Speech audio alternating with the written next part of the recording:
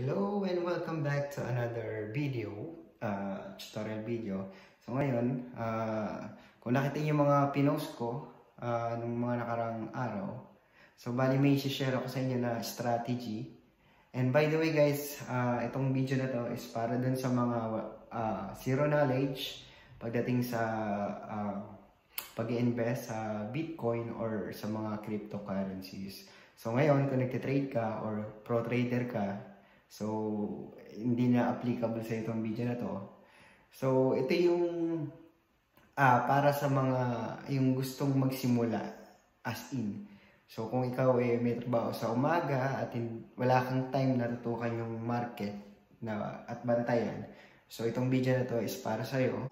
Disclaimer lang, before tayo mag-start, hindi po ito financial advice at hindi rin ako isang professional na advisor. Ito ba, i-share ko lang yung my own experience kung paano ako nakaipon ng mga cryptocurrencies, especially yung Bitcoin, kung saan ako nagsimula, kung magkano ako nagsimula. Panoorin niyo lang itong video na to hanggang sa matapos, hanggang sa huli. Okay? So, I'm excited to share this to you. I hope maging successful ka at enjoy mo lang yung pagsakay sa alon. Yan, sa investing sa cryptocurrencies. Okay, wag na natin patagalin at let's start. Ang gagamitin nating platform para sa strategy na to is yung Bitflyer. Yung dati kong ginagamit na platform kasi kinancel na nila yung ganitong feature sa kanilang platform. Kaya nung nakita ko to sa Bitflyer, naalala ko yung nagsimula pa lang ako sa pag-i-invest sa Bitcoin and cryptocurrencies. So habang nag-aaral ako mag-trade, so ito yung ginamit ko na paraan para makaipon ako ng ibang coins and Bitcoin. Once nakapag-sign up ka na at nakagawa ka na ng account sa Bitflyer at nakapagpasa ka na ng mga ID na verified na identification mo, ito, pwede ka na mag-start na bumili ng cryptocurrencies. So by the way, ilalagay ko yung link sa description para makapag-sign up kayo. Then once na mag-sign up kayo dun sa binigay kong link, magkakaroon kayo ng libreng Bitcoin. So punta tayo dito muna sa history, no? Account history. Ito, deposit and withdrawals. So last February 21, naglagay ako ng 10,000 yen. So, bali meron siyang commission, 330 yen. So, bali 10,330 yung binayaran ko doon sa convenience. So, convenience payment tayo, no? Yun ang ginawa ko. So, mamaya ipapakita ko yun. Mabilis lang din to guys kasi ayokong maubos yung oras nyo. So, bumili ako ng 3 coin. So, ang gagamitin nating strategy, itong recurring buy. Which is similar doon sa dollar cost averaging strategy ng mutual fund. So, set recurring buy. So, ngayon, kapag nakapag-pan na kayo sa inyong account, mamimili kayo ng gusto nyong coin na bilhin or pag-investan. So, marami dyan, no? So, dito guys, no, ilan lang yung coin na ino-offer nila dito sa Japan. Pero hindi ko lang alam kung sa ibang platform kung merong ganitong klaseng features. Hindi ko lang din alam kung meron ang Binance dito. So ako, ang binili ko is for example, Ripple. Yan, sinet ko siya as daily sa frequency. Pwede siyang iset weekly, first and 15th of the month, monthly. Yan, kayo nang bahala. Pero ako, mas pinili ko yung daily. Mas less yung risk nito, kumbaga, kesa sa iba, di ba? So, kaya yung dollar cost averaging, mas effective kasi siya kaysa bibili kayo ng biglaan yung lump sum na tinatawag, no? Mas safe ito. So, choose an amount. So, 10,000 nilagay natin. So, magsiset ako 100 yen. Kasi itong mga pinili kong coins is less than 100 yen ang presyo pa nila. Now, which is, sa tingin ko, tataas pa to. So, 3 coin yan. So, bali, ang binili ko is Ripple, NEM, and Stellar Lumens o yung SEM. So, tatlo yon. So, bali 300 per day yon. So, kayo na lang bahala mag-compute kung kayo na rin bahala mag-monitor kasi kailangan dito, kumbaga, consistent yung pagbili natin. So, depende na rin sa inyo kung magkano yung gusto yung halaga. Pwede kayo magsimula sa mababa, 5,000 or 2,000, 1,000, kayo na bahala. Okay, so, once na iset na natin to, 100 per day, confirm settings. Okay, so yan lalabas. Daily siyang bibili na 100 yen na ripple. So, bali, kunyari ngayon ka naglagay, kinabukasan, mag-start na siyang bumili para sa'yo. Then, click mo lang yung confirm. So, dahil wala pa akong nilalagay na pera, ay hindi siya mag-proceed, no? So, close na natin to. Pakita ko sa inyo ngayon yung nabili kong coins, no? So, last February 21 nga, yun nga, bumili ako ng tatlong coins, which is yung NEM, Stellar, saka yung XRP. Itong Stellar, saka XRP, pasok to eh. Mostly kasi maganda mag-invest dun sa mga nasa top 10. Nasa top 20, okay din. Kasi, ang cryptocurrencies is, I think, nasa 1,000 mahigit na, no? So, ngayon, itong NEM, dati siyang nasa top 10. Pero, nakita ko yung pag-angat niya nung nakaraan eh. So, umabot siya ng 60 yen. Ngayon kasi bumaba ay 46. So, ang kagandahan nito, naka-diversify yung portfolio ko. So, yung meaning, kahit na may bumaba dyan at meron namang tumaas katulad itong XRP, kumbaga nahahatak yung mo eh. Kumbaga yung loss mo, di ba? So ngayon yung isang lapad ko naging 14,000 yan na, no? Ichimang yung seng na. Kumbaga, kumpara sa magtatabi ka ng pera sa bangko pa isang lapad, hindi kikita yan ng ganyan kahit isang buwan, isang taon. So ngayon dito sa cryptocurrency investing, napaka-volatile. Kumbaga, napakabilis din ng pag-angat at pagbaba ng presyo. So, matsyempohan mo naman yung talagang dire-diretso ang pagtaas. Malaki ang potential na pwede mo kitain ng pera mo rito. So, yan.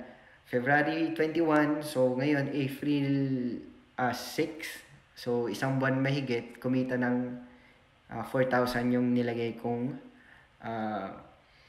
pera. So, ganyan lang yung ginawa ko, no?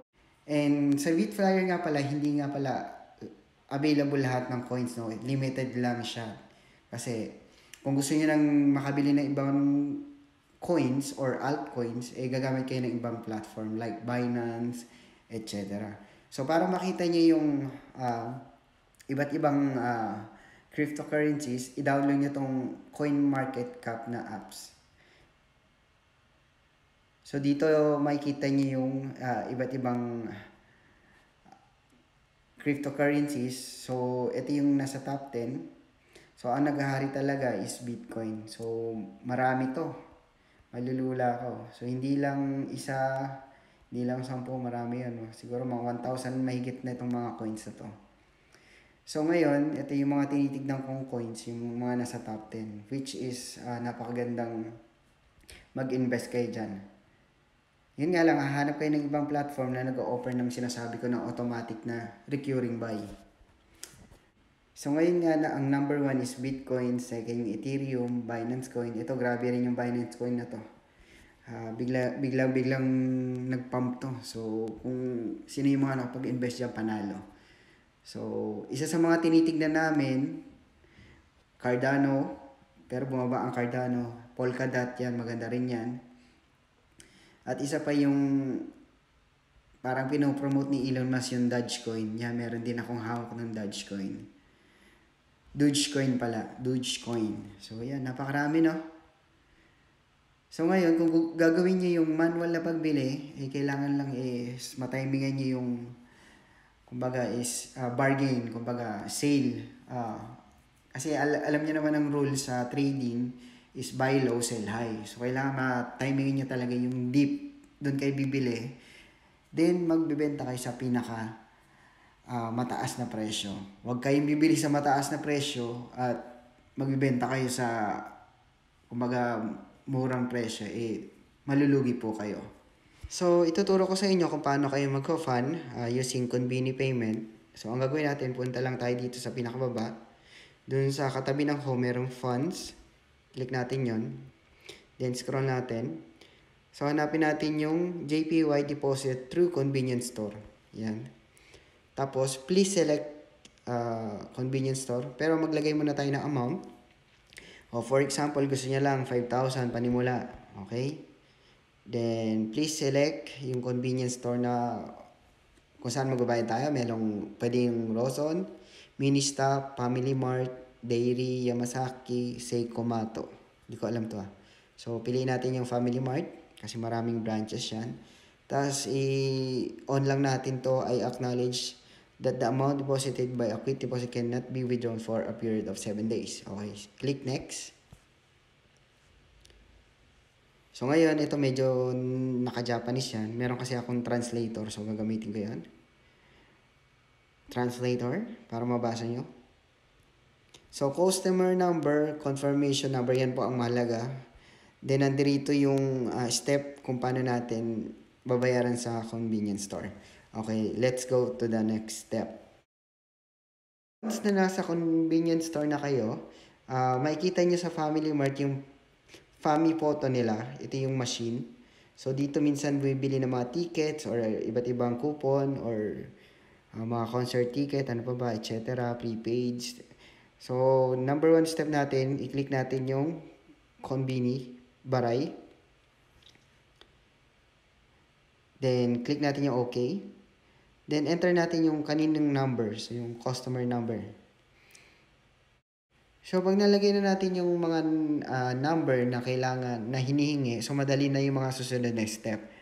So, ngayon, i-click lang natin yung button na yon. Then, lalabas na sa family photo yung resibo na babayaran natin doon sa cashier. So, yun, no?